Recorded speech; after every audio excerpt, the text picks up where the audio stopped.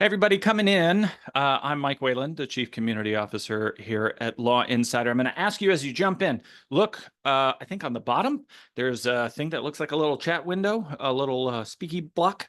I want you to go click that, go to the chat and tell us where in the world you're coming from. We're going to use the chat liberally today. I want to make sure that I can see your messages. So please go into the chat and let me know where you're coming from. I got Colorado, Atlanta, Philly, Kentucky, etc., etc. All right. All right, y'all. I want to get started on time. I'm hanging out here with my friend Jen Riza, and I'm excited about this conversation for two reasons. One, because I get to hang out with my friend Jen, which is always hilarious and awesome. And two, because we are going to share something special with you today. Jen, hi. I'm going to say welcome to you, and I'm going to tell the folks at home a story here in a second. Hey, Mike, glad to be here. Before I do, a couple of notes on logistics. So you all are using the chat feature to tell me where in the world you're from. Please keep doing that. We are going to use the chat in this conversation. We've been doing this, showing contracts. You guys tear it down like we do on the show. It works really well. So use the chat. The other feature is the Q&A.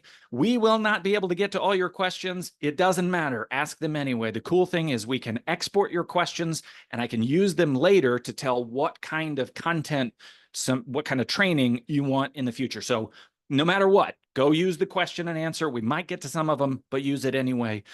The other thing to say in terms of logistics is we're going to share a link with you and also a discount code for a product we're going to be talking about, a course we're going to be talking about.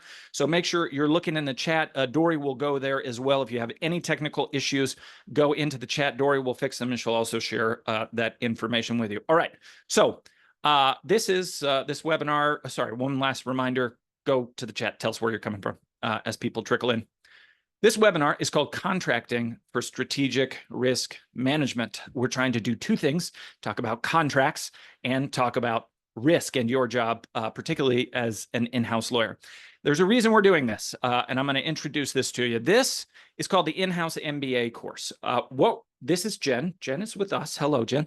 The In-House MBA is what it sounds like. When we go to law school, we don't learn much about the business, but if you're going to be advising businesses on legal risks, you need to understand business. So I asked Jen to help me create a course that is teaching lawyers the business. And so through these 6 modules, she goes through a lot of teaching about how to read financial statements, how to advise through change, how to speak to stakeholders in the company, how to understand the business's strategy.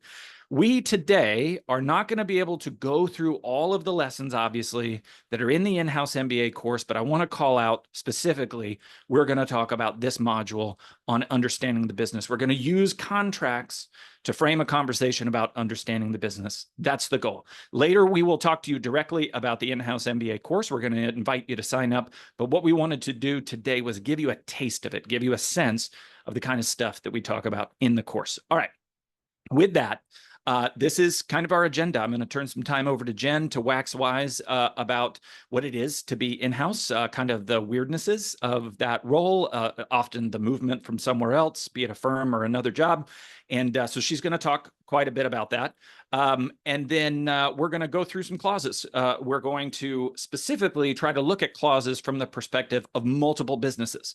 And then we'll wrap up with some resources to better understand the business. All right. One last reminder, go to the chat, talk liberally. I want you guys to share what you think about what Jen is saying. I want you to share sort of the red flags that you see in the contracts that we'll be sharing. Right now, I'm going to ask you a specific question before I hand it over to Jen. I want you to go into the chat and answer the question, what do you think the role of the in-house lawyer is? And specifically, what do you think is the role of in-house lawyer that nobody tells you before you go to be an in-house lawyer? That's what we want to know. So if you'll go into the chat and answer that, I'm going to turn some time over to Jen. Hey, thanks, Mike. Really glad to be here. And how fun that we've got people not only from all over the United States, but all over the world joining us. I am just amazed to see all the wide-ranging places that people are from. Also starting to get some good answers on what people think that an in-house lawyer's job is. So please keep telling us more. Mike and I wanted to do this webinar because we know that law schools don't do a great job of positioning young lawyers to rise to the challenge of taking these in-house jobs. There's a gap there that we're hoping to help you guys fill. And part of that gap is that law schools do a good job of teaching students how to think like litigators, right? Use the law, advocate for your client's position. That doesn't really help us a great deal in-house or as transactional lawyers, which is what I am, a business and securities lawyer by training. When we're transactional lawyers, our job is more often something like to interpret the law, or if we're a regulatory lawyer, make sure our clients are following the law, help them figure out ways to do it. And those are parts of it for sure, right? But yes, as many of you have noted in the chat, I'd like to suggest that your role as in-house counsel is really to help the company manage risk, right? And there are three main ways that in-house counsel can do that. The first is certainly ensuring compliance with regulations. Every company is going to be subject to a specific individualized set of regulations, whether or not they are a highly regulated industry like banking or the cannabis industry, which is off where a lot of my clients are. But even if you're not a highly regulated industry, you still have a large panoply of things that you need to help your client navigate and be aware of changes and updates. And okay, so there's that. Second, which is what we're going to spend most of our time on today, in-house counsel, of course, are drafting and negotiating contracts, and you want to do so in a way that is protective to the business, right? So here's the real treasure that Mike and I are hoping to share with you today, which is that the way that you draft those contracts is going to vary depending on what is important to your business, right? And what kind of industry you are in. Some industries, IP and protecting your IP is going to be a key fact of how you can serve your client well. In other industries, it might be other issues that are the key issues. And so understanding that and how that interplays with contracts is what we're going to spend most of this contract about, or most of this time about. Oh, Mike, you're so fast. So the third point then was like balancing business needs with the legal protection, because as in-house counsel, we are pushed to create not the ideal contract like we maybe learned about in law school, right? Or even the ideal contract for our client, but the ideal contract in-house is a contract that gets done and protects the business against key risks in light of its business model. And so that means that we have to have business understanding, right? The one size fits all doesn't work. Let me hand that back to you, Mike. All right, y'all. So what we're doing in this context, in the idea of talking about how you need to adjust your advice to the business, we're going to go through a handful of risk-creating clauses. When you're doing contract review, you're looking at these particular clauses. We've done a bunch of contract teardown episodes, and I swear to you, these always come up. This list of clauses always come up in the conversation about what's wrong with a contract. So what we're going to do is go through these risk-creating moments in contracts, and we're going to ask questions. We're going to ask you to come up with, what do you see that's wrong with these clauses? What's bothering you? You're going to raise red flags, and then we're going to talk about them. So let's start with intellectual property rights. This is the full clause. We'll have a link to it in your in the slides that we're going to send to you after this. So to answer that question, yes, you will receive the slides. But let's focus on the juicy part, okay? I'm going to ask everyone to go into the chat right now. This is risk-creating moment because it's supposed to protect intellectual property rights. This is actual contract language from Law Insider. I want you all to look at this and tell me, what do you see? What red flags are you raising? What are the issues that this is trying to address? Does it address it well? Uncover for me what the red flags are in this language. And we'll give you a minute to do that.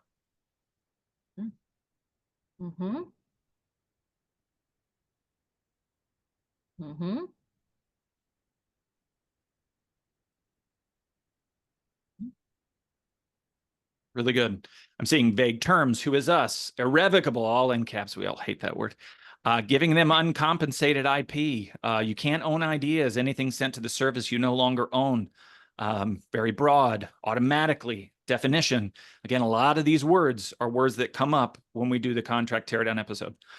All right, so this is our first one. So I'm going to just like super underline what we're doing here. What you guys are all doing is the very important and lawyerly exercise of finding the red flags. You are issue spotting, okay? This is intellectual work that you need to do when you see contracts. And then the hard part is you need to contextualize. So Jen, I'm going to ask you, I'm going to give you a couple of companies, a couple of industries, and I'm going to ask those of you in the chat, add your industry as well, if you want to get some perspective on how this might apply to your industry. All right, Jen, what is the issue that language you think is trying to get to, and how might that change for these two companies on this pole of concern?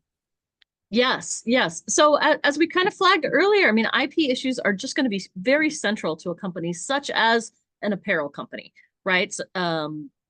If their IP is stolen or misused, then that's a fundamental threat to their business, right? And so for purposes of trying to, serve them well as a lawyer, we need to make sure to protect those intellectual property rights, make sure that they cannot be watered down, that we're being thoughtful about who has access to them and who has the ability to change them.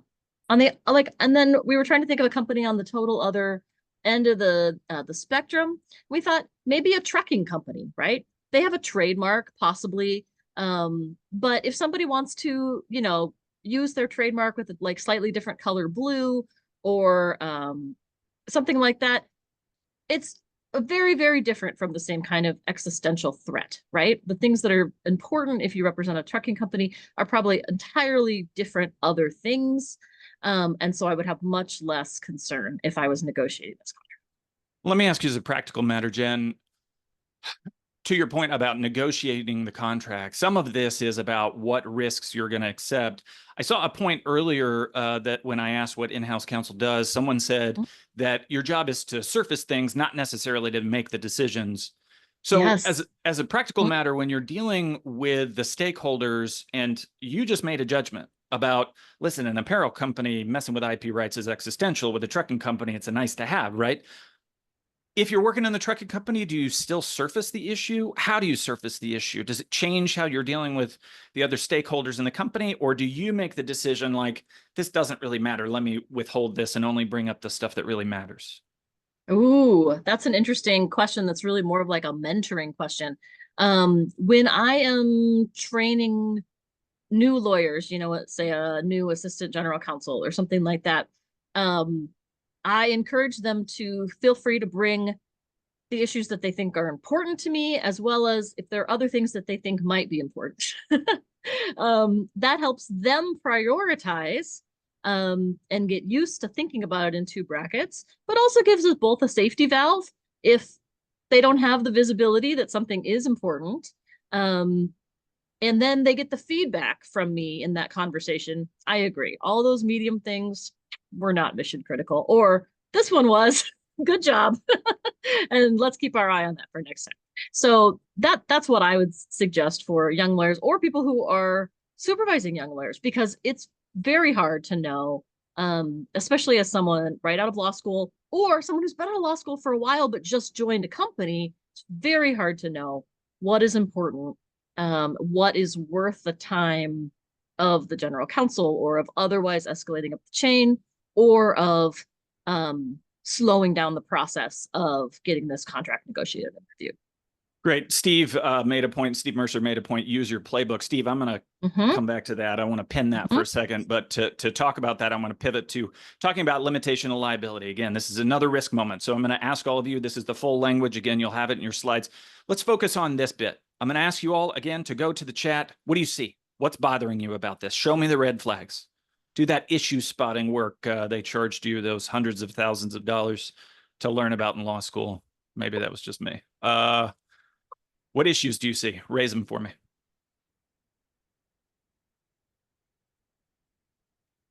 Jen, just to ask a basic question, these limitation of liability clauses, again, we've talked about them a lot in the contract teardown. What are these trying to do? What issue is it surfacing that's relevant to the two sides who are negotiating this contract? Yes. So other parts of the contract, of course, are going to describe how much compensation the influencer will be paid, whatever. But it's possible that this relationship could go terribly wrong. There's a risk that maybe the company would be involved in some kind of scandal or other thing that would make the influencer look bad, would decrease the value of their brand or harm them. And so if I'm representing the influencer, I want to make sure to notice that, well, here, let's see. Yes, as many of our people are describing, this dramatically limits the amount of money that the influencer could claim if they are in fact harmed by something that the company does in this contract. Yeah, and I see Even a if lot they of have a very good basis, right? right, and I see a lot of requests for carve-outs. Yep, This that's is right. this is this That's is right. reasonable if what we're talking about is you ordered some pens and they didn't get delivered on time, but you're talking about a different kind of liability when you talk about impact on brand. So let's talk about me for a second, Jen. I think that's really important. I was trying to think of two influencers for a brand deal that are on two totally different sides of the important spectrum, and I came up with me and Dwayne Wade. Dwayne Wade is a Hall of Fame basketball player, if you don't know who he is, and part owner of the Utah Jazz now. So just to give context, obviously I am in a niche. I'm in a B2B niche. I'm a fairly small player. I don't have a big team supporting me. Dwayne Wade's on the other end. He's making massive deals. He's getting ownership of parts of these companies. And again, y'all, bring up your industry. Tell me what other kind of influencers you might see out there who might think differently about these limitation of liability caps than Dwayne Wade or I would. But Jen, if you were advising either of us, how would you think about limitation of liability in the context of our two businesses? I think it's going to also matter what kind of company this is as well. What kind can you, this is a case for sort of your worst case scenario thinking. What kinds of things could happen at the company that would, damage your brand as an influencer for being tied to them? And I appreciate that a couple people have come out with, ideas of this, right? This is a thing that happens, that people associate with brands, and then one side or the other is involved in a scandal, which causes trouble for the other. So I think even if Dwayne Wade is being paid a great deal of money, his potential damages could be really a lot more than that. And so if I was representing him, that I would definitely want to push back on this. To the extent that the influencer is not as important, it's maybe not as big of a deal. They also don't have the negotiating leverage to push back in the same way that a Dwayne Wade would, which is another piece of this conversation. Again, getting practical, thinking back to the playbook idea, you mentioned the idea of sort of catastrophizing, right? Doing the work that lawyers are trained to do, whether we know it or not, which is looking for emergence, they call it in systems thinking. We're trying to play out scenarios and find the wacky things that might happen because of these complex relationships. When you're creating a playbook, and you can describe a playbook for the people in the group who may not know, but when you're creating a playbook, how much catastrophizing goes into the playbook? How much of those kinds of decisions do we map out? Like, these are all the things that could happen. If a contract leans toward this, then we're going to, again, I'm kind of trying to surface how much craziness gets passed up the ladder and gets memorialized, and how much of it do we just deal with as we go? What do you think about the impact on playbooks of these kinds of questions? Yeah, I mean, there's probably some personal preference, in this as well, but I think it's important that the catastrophizing is like a brainstorming session, right? And then we can take out of what we got in the brainstorm and prioritize those risks. So I told you I'm a securities lawyer, right? So I like to think about things on the basic versus Levinson scale, right? How likely are they, and how much of an impact would they have if they happened, right? So we probably have a lot of things that are pretty likely, but don't have much of an impact, whatever. We probably have some things that are unlikely and wouldn't cause an impact. Forget those. Then we've got the things that are unlikely, but would have a big impact. So we need to think about those things. What's their level of likelihood? Are there ways that we can mitigate about those? And then, of course, we've got the things that are likely and would make a big impact, right? Those are the things we probably already know about and are already thinking about how to mitigate. And so it's good to have a broad conversation with either yourself or with others to try to surface that stuff. But then you need to prioritize your list, right? Because you're never going to be able to address all of the risks that are possible in the company. That would just drive you crazy and nothing will get done. So we're all about risk management. Yeah, the Chicken Little accusation. Stacy Fan said, I agree. All risks need to be discussed with the business. High, medium, low risk. Stacy, I'm going to ask you, and I'm going to ask the room, how do you do that? Right? Like, is this, like, I'm talking logistics. Is this an email? Obviously, it depends on what your company culture is, but I want to know how you do that in your in-house role. How do you communicate to the business? This is a word, right? Is that do you copy in the CEO and the CFO and do you go to meetings and bring these things up? How do you make the decision? And just answer in chat, if you would. How do you make the decision of how to the business you're going to go? While you guys talk about that, we're going to jump to another risk moment in a contract. It's indemnification. Again, you'll get this full language in your slides and a link to the full contract. I'm going to ask you to focus on this bit. Let's do this exercise again. Tear this down for me. What do you see in this indemnification language that bothers you? Raise a hand, show a red flag. What are you seeing in there? Jen, while they're doing that, I'm going to ask you again, what's an indemnification section doing? What are they after? What risk are we trying to cover with an indemnification section before we try to apply it to different business models? What is this section doing? Yeah, I mean, big picture, an indemnification provision assigns a risk, right? And says who is going to bear a risk. Here, it is the risk that the partnership is going to get in trouble for making false statements in its public documents as it goes public. That's what all this registration statement, preliminary prospectus stuff is referring to, is that this company is going through the IPO process. And when you file those documents, you have strict liability that they are 100% accurate in all material respects and do not include any emissions or alleged emissions. So that's a lot of liability for the company. So this kind of, so the part that we glossed over very quickly says that any partner isn't going to be liable to the company for that strict liability that they're headed into, except this part, that the partner is responsible and does not get indemnified for statements that they provide, for information that they provided to be used in the registration statement or the prospectus. That's great. So, and I'm looking through the chat right now, and I just have to tell you all again, this is my favorite part of these conversations, is you guys saying really smart things over in the chat. There should be an escalation process. I've got a depends, which is awesome.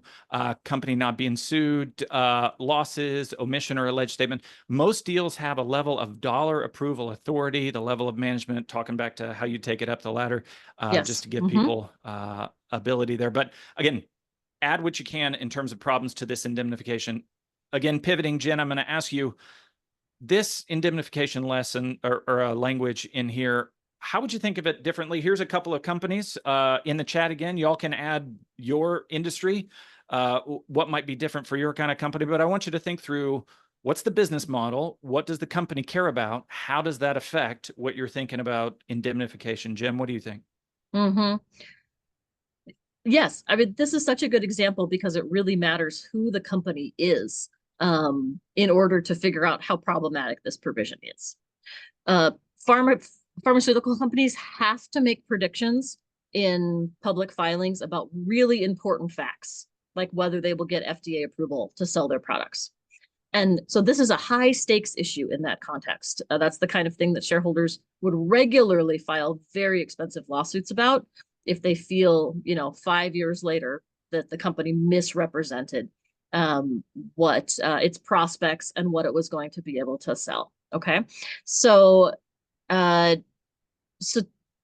this is a very, very important discussion if we are in that kind of context.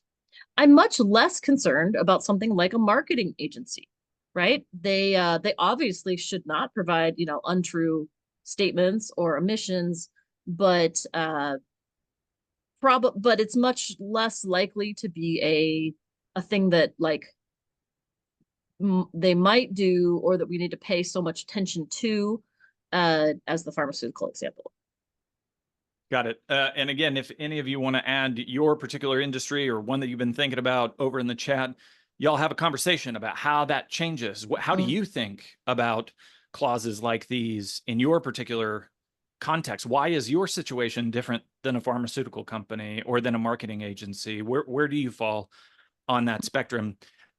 I want to be really explicit about why we're talking about these issues. Again, this conversation about understanding the business is a module within the in-house MBA course that Jen helped provide and create. So the in-house MBA course is available now. It is launching today. We're very excited about it. We have 6 modules. Each of them includes training from Jen. It's about, they're usually about 15 to 20 minutes, I think, of Jen explaining some of these issues. But then there's also a whole bunch of worksheets in there that will tell you how to apply it to your particular situation. And I think that pivot from the big picture to you is really important. Jen provides these real life examples. She shares resources for you to learning the business. Dory, I got a question from Ryan to drop a link in the chat. You see, there's just Ryan's knocking the doors down. This is what's included, as I mentioned, a whole bunch of training, checklists and worksheets, workbooks. And it typically is, our base rate is $14.99 for this program. But right now, if you use the code MBA 499 on checkout, you'll get it for $4.99. I think it was really important to me that we have a money back guarantee for these things. We are trying to learn with you. We are trying to teach with you. And it is a thing that we believe in. We very much are confident about this course, but also want to give you the ability to feel confident. So no questions asked, other than I might bug you to learn a bit about what you think we could do better, but no questions asked. If you want to cancel for any reason and get a refund, we will do it. But I'm going to ask you to show us how important these kind of courses are to you and go pick this thing up. When you do it now, you're also going to get for free a couple of premium resources that we have on offer, which was a workshop with Matt, and also this litigation management toolkit. So if you're in an in-house role and you ever have to deal with litigation, we wanted to give you some context on that. So that course is available now. Dory has dropped into the chat. It's just lawinsider.com/inhousemba. And we're going to now pivot to jumping to some more risk moments. If you all have any questions about the course or about that link, just go drop it in the chat. Dory will be there available to answer questions about it. All right, Jen, jumping back to this question of how you contextualize risk advice based on the business model. Let's talk about payment terms. Here's the full language from a contract from Law Insider. You'll get this in the slides. Here's what we want to focus on. I'm going to ask you again in the chat. Go to the side. What do you see? What's bothering you about this? Raise some red flags. All right, Jen, maybe kind of obvious, but what's the payment terms section trying to do? If you were drafting this kind of document, what are you using this clause for in terms of managing the relationship, right? It's doing more than just what's legally on the page, as you mentioned. It's getting the deal done. It's driving the relationship. What are you doing in the payment terms section with regards to managing the relationship and managing the risk? What's this section doing? Yeah, I mean, I'm always thinking about, especially the first time that we use a contractor, what if they're not very good at their job, right? Or what if they drop the ball or go bankrupt or otherwise disappear on us and do not finish the job? I mean, that's what I'm thinking if I'm on the side that's hiring, obviously. And I, in fact, have seen that happen many times. And without some kind of clause that allows us to cancel the contract and not pay the full balance, we have to allege breach. Maybe we get into a whole, legal dispute or sort of pre-legal dispute, angry letter kind of topics. And so you see people try to mitigate that risk with this kind of language. The work has to be satisfactory, or they can withhold money if it's unacceptable. The problem, of course, as everybody is pointing out in the chat, is what does that mean? right? I mean, both the parties deserve to understand, you know, that won't be done, just to avoid paying or otherwise without grounds. And so, yes, so people are actually coming up with some interesting ways to solve this, right? And we can talk about that as well. Um, I had a buddy of mine reach out to me. When I say buddy, somebody I haven't talked to in 20 some years, reach out to me just last week saying that he did work with a county and they're not paying. And for reasons like this, mhm. I have these, you guys know, I have these friends that only call when they want free legal advice. So I think let's, I think we probably all do. Like yeah, it's we like have a those. danger of being a lawyer or a law student. Yeah. Exactly. All right. So let's contextualize this. So my Mhm. buddy actually has a construction company, but you've also got a SaaS company. Again, we're trying to set the polls here. You're negotiating this contract, Jen. You see language like this with vague words like unsatisfactory. What do you think about it differently? How would you think about it differently if you're in a construction company versus a software company? Yes. Well, one of the things I'm thinking about is, have we been able to provide in the contract somewhere a pretty detailed statement of what we are going to do? And often construction contracts do have that, right? There's some kind of statement of work. Um, and it's also going to be tied to like being up to code, being inspected and passed. And so there's some objectivity there in the contract that we can pull back into these kind of clauses, right? Um, I think probably actually our audience could help us come up with a better scenario where, I mean, can you guys help us? Like, what would be a scenario that it would be really hard to deem whether something is satisfactory or unsatisfactory, or like to set it forward on the contract? Like, it's Yeah, just like very where's there a strength in that nebulous. vagueness? Yeah, because Mm-hmm. I was thinking maybe the distinction between these two types of companies is a construction company has a whole bunch of upfront costs. They've got a bunch of labor costs. They've got a bunch of equipment costs. Where a Well, software company, maybe, the marginal cost to a software company of a SaaS company serving someone else is not that hard. But we're in the age of AI now, right? Like you can't go create a tool anymore without paying OpenAI a fortune before you can even launch that tool, right? So mhm. even in that, the cost of doing business is getting really high. It's leveling out. Let's check the chat. Is there anybody who thinks these kind of vague terms? Is there ever a context that you would not push back on these vague terms? So someone said taste, or that you don't like how it looks, and I think that's really valid. There might be some times when you are contracted for something that is just highly individualized, and you might try to put parameters around it, but part of the value of it might be saying, I'm just really going to like it when I get it. And if you have the negotiating power to do that, then all power to you. But that's going to be tricky for the other side. Yeah. Really interesting. The other thing that I would put in here that I don't know that I've seen anybody say is, I would, if we could go back a slide, Mhm. I would at least want it to be, like it's unacceptable in their reasonable discretion or something like that. Because then that's what we fight about if they refuse to pay. They can't make a just totally, baseless, oh, unacceptable, right? Yeah, and I like Laura's point about Mhm. allowing for a cure in there.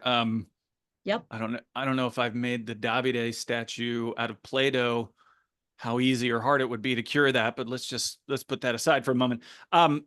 Let's talk about another moment of risk creation, the termination rights. Again, this is language that you'll have access to in your slides that we will send later. Here's what we want to focus on. In the chat, again, I'm going to ask y'all, go in and just beat this up. Tell me what you see in here that's bothering you. Termination is such a, I don't know, I feel like it's such an afterthought a lot of times in these agreements. You kind of go in Mhm. assuming everything's going to be great. It's only the lawyers who are the party poopers out in the back saying this is going to end. There's an end to all this. And Jen, and it will end in tears. yeah, it'll end Yes. in tears every time. Jen, Yes, what's I the have fought termination this. section doing in terms of risk management? How would you use the termination and leverage that to control risks? What are you doing with these kinds of sections? Yes. Well, I would note to some of the folks that there was an earlier part of this that says that that either party can cancel the contract upon 90 days notice for any reason. So we've got that already. So then this specific is specifically talking about if there is a breach, we can get out of it faster, right? And here's how we could do it. So is this enough? How do we feel about that? Yes, and we've had some really good notes, including like what is going to be a material breach, and then of course some breaches are more able to be cured than others, right? For instance, back to our reputational harm, if something happened that like those reputational harm things, you can't cure that, you can't undo that. So often these termination things really have to do with how much longer do you have to pay before you can get out of this contract that you have come to loathe. And here we're saying that they have to give 30 days notice. Then that's including language that's not in this slide. So I'm sorry for that, guys. Yeah, anything But else yeah. in the chat that you all see in here that's Mhm. bothering you? Just bring that up. And then I want to think about different companies in Yeah. terms of how they would deal with the risks that are in this termination. These are a couple of companies that we came up with. Again, I would ask you in the chat if you think of a situation where it just doesn't quite make sense for it. We don't handle this the way other people do. Termination is really important to us or not important. What do y'all think about that? Jen, how would you adjust the advice around termination based on these Mhm. or other industries? Yeah, I think one of the issues about termination is whether this is an exclusive relationship, whether you're locked into it for that 90 days or 30 days if there's a breach period. That could really be a problem in some businesses. If it's not exclusive or it's not a business where that's so much a problem, then I'm less concerned about it. And then you also need to read it with the payment terms, right? So do I have to keep paying you $1 million a day for those 30 days after you materially have breached? Or is this just like a payment for, services that you have ordered and you'll stop ordering more services because you don't like how I'm doing, right? So I don't know that I can specifically correlate that to either the aerospace contract or the temporary staffing agency at the moment, but Well, but that brings me to a question. yeah. And I would underline for the people who are watching this, in the course, there are two separate modules, one for understanding the industry and one for understanding the business. And I want to highlight that distinction here because when we're coming up with these companies, and the point was made in the chat, Mhm. these are industry categories. And that's one question, is what's normal in the industry? What do we do in this Yes. industry? And then there's Yes. another question about my particular business. What is their strategic advantage? What have they decided is their go-to-market? What's their play? Can you talk, Jen, about the difference between understanding the industry and understanding the particular business? It's such an important question.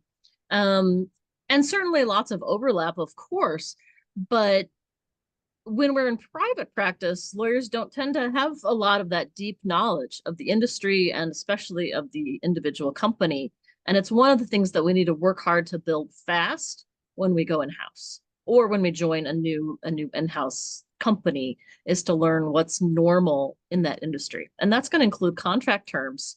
You know, often industries have almost forms of contract that are how they think about doing business, um, as well as, and this is pointing more towards the larger course, what are the ways that this company makes money? What are mission critical pieces of this company, that we have to make sure that as lawyers we help those pieces move forward, and other things aren't as important. Yeah. Yeah, I think it's really interesting. I'm going to pivot now to an area that you know about way more than me. When I practiced, I was mostly dealing with litigation. So these kinds of issues just didn't come up as much. It's compliance with laws. Mm-hmm. There are different kinds of businesses that obviously are different levels of regulated. And I'm going to share some language with you all. Again, this is, you'll get the full language in the slides that'll be sent to you, and we will send you a link to the contract. But I'm going to leave this one up because it's shorter. We've highlighted the bit that we think is really hairy. But what do you see in this? What kind of red flags would you raise in terms of promises about compliance? What do you see in here? Jen, I would ask you as people answer and look for those red flags. What are these conduct of business? What are these compliance promises doing? I assume, again, that it's different if you're dealing with a highly regulated industry. Like we did a teardown about a business associate agreement, which was a healthcare company hiring somebody who was dealing with data. Lordy, the length of conversation about compliance and trying to push off to this other person, hey, you guys own this crazy, you have to follow all these rules. And of course, the other side saying, no, you own all the crazy, you go follow these. What are these kinds of sections doing? Again, this is called a conduct of business clause in this case. You see clauses that do this where they say, no, you follow the rules, and somebody, no, you follow it. What are these sections trying to do? How might you change the advice for different companies? But let's start with, what are we doing here? Yes. So the company wants to make sure that it does not get deemed or dinged for the contractor violating laws or regulations. And so they've written this extremely broad statement that the contractor will comply with all laws, rules, codes, ordinances, licensing requirements, etc. I love that many people have pointed out, could we at least say applicable laws? And obviously that it matters what jurisdiction we're in. I think those two things are very smart. The jurisdiction probably would be specified elsewhere, but applicable laws is a great add. But if I represented the contractor, this would make me pretty nervous, right? This is an extremely broad statement. This is shifting all of the risk of a governmental agency coming after the company who is employing the contractor for any of those kind of violations of law. Yeah, and again, we see the difference here, as I mentioned, between a highly regulated and a much less regulated kind of industry. I would ask you all again in the chat, if you've got, we came up with financial services because, Lordy, those bank situations. Side note, you know what's shocking to me sometimes about in-house roles is how large the companies are that have one lawyer. Yeah, that's true. I talked to a company, I can't remember, she worked at a payment processing company or something, and it was like I think it was publicly traded. Anyway, she was one lawyer inside a financial services firm, like a company that is incredibly highly regulated, which is just shocking to me. Jen, when you're thinking about these promises of who's going to follow the rules, again, I made reference to medical. How do you think about these things differently based on the company and its model? Yes. I mean, as a couple of people have said in the chat, as a financial services firm or other highly regulated industry, you could lose your ability to operate if your agents violate the law, you know, while doing things on your behalf. And so it's important to require that your agents follow the law. And it's actually also important, I would say, to vet those people and make sure that you understand that they are in fact going to follow the law, because you can only do so much by contract. If they violate it, then you just sue them. Do they have money? You know, so that kind of downstream compliance is super important, especially in a highly regulated industry. I'm less concerned about it for like a retail chain. I bet we could also come up with other examples where we're less concerned about it. Where the lack of compliance by a contractor would not put the company's core activities in risk or at risk quite as much. Yeah, I want to ask a practical contracting question again, though, which is, it's one thing to respond to other contracts, right? Like you receive it and you're the retail company, you're like, fine, I'm not going to sit and nitpick this thing. If you're on the sending side or you're drafting your core contracts for your product, when you say, boy, these kinds of things just don't matter that much to us, how do you think about that in terms of a drafting exercise? Do you just not include a section about them representing that they're complying with the applicable laws? Do you just get over it being really short? If the other side comes back and says, no, I want a 7-paragraph representation about you're going to comply with the laws, in terms of not responding to contracts, but creating contracts, how do you think about that if you're not a highly regulated company? Wow. Partly depends on how much negotiating power you have, Mike. Mm. Like, because we're talking about prioritization, right? I mean, if we can get the world from a negotiating perspective, maybe we ask for the world. That's certainly what, Apple does in their contracts of adhesion, right? They just make us sign them. We don't have any ability to push back as consumers. I mean, and Walmart's kind of the same with many of their counterparties as well. They just have so much negotiating power, they can ask for what they want. If we were on more even negotiating ground, then we have to prioritize, right? As we were saying, and figure out what is mission critical. And we're going to spend time on fighting the other parties for it. And we're going to carefully draft it into our agreements and what we're less concerned about. So I don't think there's any harm to asking your counterparties to comply with laws. Like, that's not a bad thing. A bad thing. The question that we're talking about more is, if they push back on it, do you say okay? Yeah, and I do you agree? Yeah, I got this question from Marisa: what industry is not regulated? And that's really true. I mean, when we're talking about the difference between highly regulated and regulated, but this is especially true now that privacy is, everybody's got digital data now. Every company's got the ability to track on your iPhone whether you went to their store. I talked to my wife about some movie that we should go see, and then she starts getting ads on her phone on Instagram about the movie, about that movie we were talking about. It's super freaky. And so, to that point, from Risa, a lot of regulation is popping up and becoming relevant. Yes. Well, and that makes our job very hard as lawyers, because part of what we have to do is to try to help companies be even aware of all of the various new and changing regulations that are changing around them, and figure out which ones they need to invest serious money and time into complying with, which is a whole nother level of risk management that we do as in-house counsel. I'm going to pivot now, Jen. We've talked quite a bit about risk management tactically in terms of how it shows up in contracts, and I'm going to ask the room to, again, liberally use the Q&A feature to ask questions even if we can't get to them. It signals to me what you want to learn about in the future. But I'm going to ask you first, Jen, to talk about where we learn about these issues, about the business and about the industry. And then I want to ask you to wrap up, and we'll give a reminder about the course, but just give me kind of the bigger picture here, if you would. Yeah, you got it. So, as we've said throughout this, we are not necessarily taught as lawyers in law school to pick our battles. We are taught to identify, all 63 problems in this contract, and that's awesome. So let's identify, and then let's level up by prioritizing between those identified issues.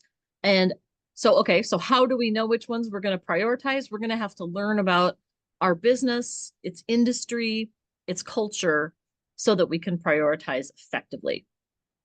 Another piece of that that the course goes into a great deal more than we've talked about today is communicating with your business colleagues. The course talks a lot about what do they expect from in-house lawyers? What do they think your role is? And how can you manage that relationship in a way that is that serves your company well, and that works together such that people will bring issues to you before they are fires, and not see you as the Department of No.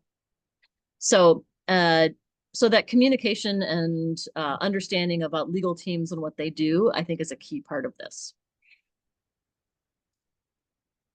I'm going to skip that scenario. Unless you want to go there, Mike. No, I would just say we've had multiple conversations. We had a conversation with Darlene Tonelli about sort of the conflict. This is the classic one, the conversation between legal and sales, because usually what people are talking about is the speed to contract, right? Like how close, how quickly we can get to a deal. And, I have to say, and I wanted to talk about this, as I've talked to what I call tiny in-house lawyers, right? People who are on these incredibly small teams, it can be incredibly isolating because A, you're trying to make friends with people you might have to fire one day, or sit in on that meeting that you're firing them. But B, sometimes like your job is to kind of stay see the big picture and stay at a level of abstraction that's hard for people to understand. And so sometimes, you know, you see this kind of scenario between sales and legal arguing with each other about getting a deal. I think a lot of it is just that matter of perspective and that level of abstraction. But let's talk about how you can learn more about this thing. Obviously, we're presenting the course to do this, but tell me about what you were trying to do with the course and some of these places that you think people can learn more about understanding the business. Yes. So one big skill gap that we try to address in this course is understanding financial documents. Except for folks who have, you know, also gotten their MBA or maybe are second career lawyers and, you know, got this kind of on the ground business experience, financial documents, balance sheets, income statements are often like just a sort of a mystery to lawyers, and they don't have to be. They're actually they're new, but they are not that hard. And they can give you real insight about how a company makes money and therefore what is important to it, right? So we spent some time on that. We also talk about engaging with other departments to learn about business operations. When I was newly in-house, I was encouraged by someone to have lunch with somebody at the company, like at least once a week, just someone somewhere in the company. And that was incredibly good advice because I learned things about the marketing and HR and finance functions that I would not have otherwise learned that turned out to be relevant to me later. And I also formed relationships that helped me solve later problems and the same for them. They knew that I was a person they could reach out to when they were seeing something that they thought this, I don't know, but I had lunch with Jen, so I'll give her a call and talk it through with her. And so even just that low level engagement, really valuable. Obviously, the more formal engagement, you know, sitting on cross-functional teams and being, you know, a resource to whatever pieces of the business that you are supporting is obviously part of that as well. I'm not suggesting just lunch, but that it goes all the way from, you know, informal to formal. So we've tried to pull together a lot of these kind of thoughts about how in-house lawyers can level up their business knowledge and skills and how they can bring it to bear in an in-house role in this in-house MBA. And I'm super excited for you guys to see it and to see what questions that it raises for you and what you feel like you learned from it. Yeah, and we have this slide thanking everyone for attending. Go to lawinsider.com/in-house MBA. Use that code to get the discount. But I'm actually going to do the annoying thing and go back a bunch of slides. Close your eyes so you don't get dizzy. But I wanted to I wanted to point out this what all it's trying to do and why I would like to go all the way back to the modules. But Jen, when we made the decision about what to include in this course, and when I say we, I mean mostly you, were making those decisions about what to include in that course. What was it? You had mentioned to me that you have taken a massive course on learning business basics yourself when you started in your role. But what about that course that you took and about this course that we're offering? Talk to me about how that impacts your long-term career. One of the common complaints that I get from in-house lawyers is that I feel stuck. There's nowhere to get a raise. There's nowhere to get a promotion. You do see some, you know, lawyers who are executives at large companies, but a lot of in-house lawyers feel stuck. What is it about the business knowledge that will empower them to actually make progress in their career? Yes. Wow, I feel like you asked me a couple of meaty questions. What you just said was last, right? What will they learn that helps them actually get unstuck? My hope is that people would be able to demonstrate a facility in business that would allow them to rise to a general counsel role from an associate counsel that's focused on a specific set of things kind of role, or move to a higher role at another company, or just to find more satisfaction in the role that they have now. As we talk about tiny in-house, a lot of the juggle is like, what are we going to outsource to outside counsel? What all does this person have to do? And sometimes there's, you know, adjustments that can be made amongst that pool of work. But you talked about why did I choose to put what I did in this course? And I wonder if you want to go back to the slide that shows the course Okay, content. everybody close your eyes No, so it's only like 2 slides back, you're man. not Oh dizzy. no, okay, it's not. Oh, I'm I'm going all the lying. way to the, Okay, there you go. yeah, there we There go. you go. All right. I am especially proud of the advising through M&A piece of this course. And Mhm. here's why. Because often you're sitting in your in-house role, you're going along, you're doing your stuff, and all of a sudden there's a huge deal in the company, and you aren't a deal lawyer. You've never done to do this before. Maybe you're running the deal, or maybe you're just like incident to the deal, but all of a sudden it's a major thing in your life. And so our goal here was to give you the context and the framework so that you don't feel just totally swamped if that happens to you in the future, as it happens to many businesses. Yeah, and when we Um, talked about this at the time, I referred to it as the fight at the beginning of the Marvel movie, because you kind of go into a Marvel movie and there's like a fight right at the beginning. And when we talked about including this M&A conversation, it was show us how business knowledge actually impacts something you're going to do in your job. How does it actually impact your job? And I've been thinking a lot about sort of the doldrums of being the in-house lawyer. And I want to highlight the point that, as Jen pointed out, looking for the risks, finding all the red flags, that kind of exercise is lawyering. It is fundamental to what you were taught to do. You need to do that work, but here's the hard part. When you do it, if you understand the business, when you do it, that 80% of that work is going to get tossed because it's not going to be that relevant, right? Or it's going to go in some email chain somewhere that, a DA and in 20 years is going to go find in Discovery. But, you've got this, there's a lot that you're trying to surface that is for your creative work. The thing that I like that you pointed out about applying the business knowledge is you get to go to another level of sort of creativity, another level of understanding, another level of engagement, of finding your people, finding your colleagues in your workspace, of engaging with other departments and other companies, and it can really open that up for you. So let's close this out. Jen, again, I want to remind everybody, you're going to get all the slides that we sent for this. You'll get the recording of this conversation. You're also going to get some emails about a bonus that we created last week to really drive some of this stuff home. So pay attention to your emails. We'll follow up with you. If you will take a look at that. Don't forget that if you use MBA 499, I believe was the code, you're going to get a discount. The price of the course will be $499 instead of its regular price. Don't forget, too, you're going to get those bonuses of Matt's conversation about litigation management. In the meantime, we will have more webinars, more workshops like this. I appreciate you dropping questions in the Q&A feature. Feel free to email me anytime to let me know things you want to learn about. Mike@lawinsider.com. Jen, for people who want to connect with you, maybe learn more about what you do in the cannabis business and understand your insights on working in-house, what's the best way to reach out to you? Probably LinkedIn. And I'm at just LinkedIn/Jen Riza. My name is spelled Reise, even though it looks like Reese. I say it Riza. Anyway, that's how to find me on LinkedIn. All right, and we'll make sure there's a link to that in the course itself. Under the About This course, there's a connect with your instructor, so you'll be able to do that. Thank you all. We will see you at the next webinar. Jen, thank you again. We'll see everybody on the internet. Thank you, guys. Thanks, guys. Happy Friday.